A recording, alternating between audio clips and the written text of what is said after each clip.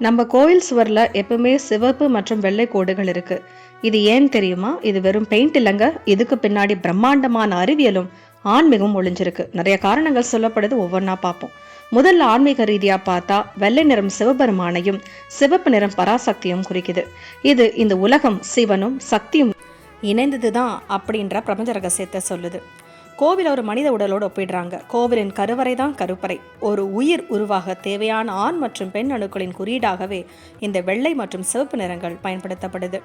நம்ம மனசுல இருக்கிற ஆசை, கோபம் போன்ற குணத்தை, அதாவது சிவப்பு, கடந்து அமைதி மற்றும் ஞானம் என்கிற சத்துவ குணத்தை, அதாவது வெள்ளை, அடையணும் அப்படின்றது தான் இந்த கோடுகளின் பாடம். பழங்கால அறிவியலை பார்த்தா அந்த சிவப்பு நிறத்தை அதை செம்மண்ணில் வச்சு அடிச்சிருக்காங்க. அந்த வெள்ளை நிறத்தை சுண்ணாம்பு யூஸ் பண்ணியிருக்காங்க. இது இயற்கையாகவே ஒரு கிருமி நாசினியாக செயல்பட்டிருக்கு.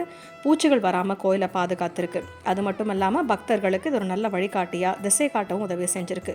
நம்ம முன்னோர்களோட ஒவ்வொரு செயலுக்கு பின்னாடியும் ஒரு வலிமையான காரணம் இருக்குது. இந்த தகவல் ஆச்சரியமாக இருந்தால் கண்டிப்பாக ஒரு லைக்கை போடுங்க. முக்கியமாக உங்கள் ஃப்ரெண்ட்ஸுக்கு ஷேர் பண்ணுங்கள். இன்னும் நிறைய வீடியோஸ் காத்திருக்கு. Stay tuned. பாய்.